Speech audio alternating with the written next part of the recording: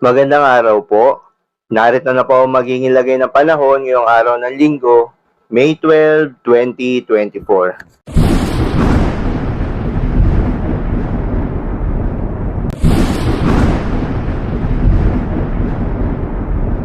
Sa kasalukuyan na ayon sa pag-asa, patuloy pa rin ang pag-ihip ng mainit na hangin galing sa karagatang Pasipiko o easterlies at nakakaapekto sa buong bansa. Kaya naman nasaan pa rin ang mainit at maalinsangan na panahon, lalong-lalo na sa bandang tanghali. Ngunit pagsapit naman ng hapon hanggang gabi, posible ang bahagyang maulap hanggang sa maulap na papawirin na may mga tsansa ng mga localized thunderstorms. Magandang balita naman dahil sa ngayon ayon sa pag-asa ay walang binabantayan na low pressure area o bagyo sa loob at labas ng ating Philippine Area of Responsibility na maaaring makaapekto sa ating bansa hanggang sa mga susunod na araw. Ayon rin sa pag-asa, posibleng isa o dalawang bagyo ang aasahan na papasok o mabubuong bagyo sa loob ng ating Philippine Area of Responsibility ngayong buwan ng Mayo.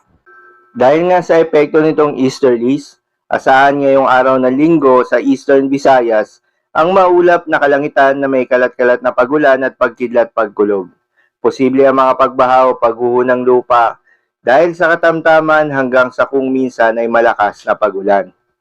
Habang sa Metro Manila at nalalabing bahagi pa ng bansa, asahan pa rin ang mainit at malinsangan na panahon, lalo na sa bandang tanghali.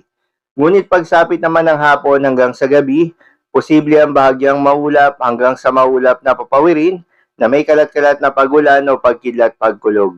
Dulot din yan ng easterlies at mga localized thunderstorms. Posible rin ang mga pagbaha o pagguho ng lupa during severe thunderstorms.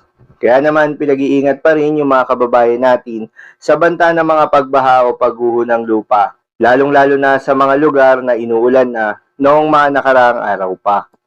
Para naman sa lagay ng mga dagat baybayin, ayon sa pag-asa ay wala namang nakataas na gale warning sa anumang seaboards ng ating bansa.